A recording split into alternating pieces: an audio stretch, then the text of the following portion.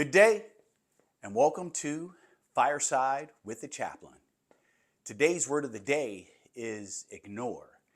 And I want to draw your attention to the 12th chapter of Hebrews, the first two verses, with emphasis on the second half, the second verse. But I'm going to read it all.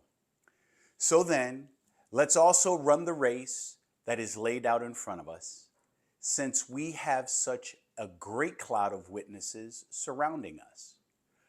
Let's throw off any extra baggage, get rid of the sin that trips us up, and fix our eyes on Jesus, faith's pioneer and perfecter.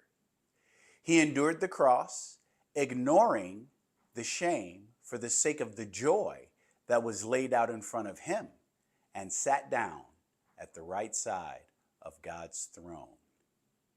Such an amazing visual that Scripture gives.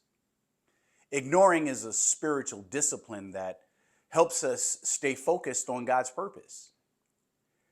By refusing to give attention to shame, distraction, and unhelpful voices, we align ourselves with Jesus and gain the clarity needed to endure and move forward in faith. Focus is not about saying yes to what matters. It's about ignoring what doesn't.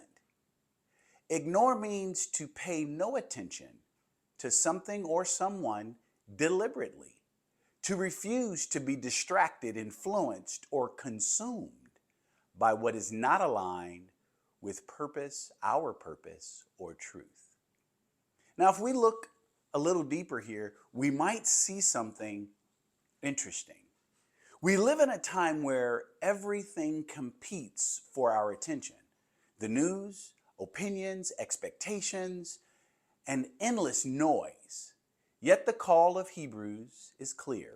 Run your race and fix your eyes on Jesus.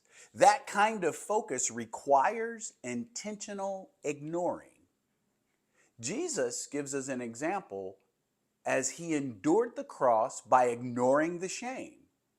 He didn't deny the pain, but he refused to let shame define him. Instead, Jesus looked beyond the moment to the joy that was ahead. That is the discipline of focus, choosing what deserves your attention and what does not.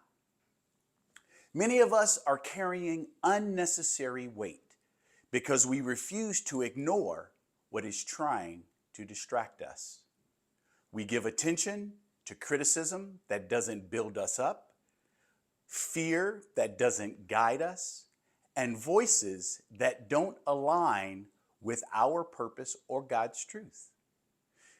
Ignoring is not avoidance.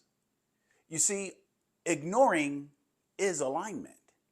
When you ignore what is not from God or not for you, you actually make space to hear what is. For those of us who lead, serve, and care for others, this is essential. You cannot sustain your calling if you are pulled in every direction. Spiritual endurance requires clarity. It requires releasing what slows you down and refusing to engage what drains you. Like Jesus, we are invited to look beyond the immediate and fix our eyes on the eternal. Your strength is not just what you carry, but in what you choose to leave behind. Here are a few questions to help you reflect more deeply on this word ignore. What distractions or voices are giving you too much, or that you're paying too much attention to right now? You might need to ignore. Number two, what would it look like to ignore what is not aligned with your purpose or God's truth that is in your life? And then number three, how can you intentionally fix your focus on Jesus in this season? It's a good season. It's the Easter season. I've said a lot. I want to give you something to walk away with. If you forget it all, What you choose to ignore will determine how well you stay focused on God's purpose. The word of the day is ignore. I want to pause and say thank you to everyone who has contributed in some way to Focus and Vision Ministries. We believe that one word can change somebody's life, and we need your help in spreading that word. So if you are encouraged, if you are inspired, and if you feel invited to do so, click that share button as many times as you possibly can. We exist to equip people and communities to thrive, understanding that thrive means to do the best you can with what you have in the situation that you're in. Those of you who have chosen to support Focus and Vision Ministries from a financial standpoint, we are greatly appreciative. And if you have not, we invite you to do that. Click the link below, check out all of our socials, see what we're doing, how we're doing it, and if you feel led, please join us in spreading this word to as many people as we possibly can.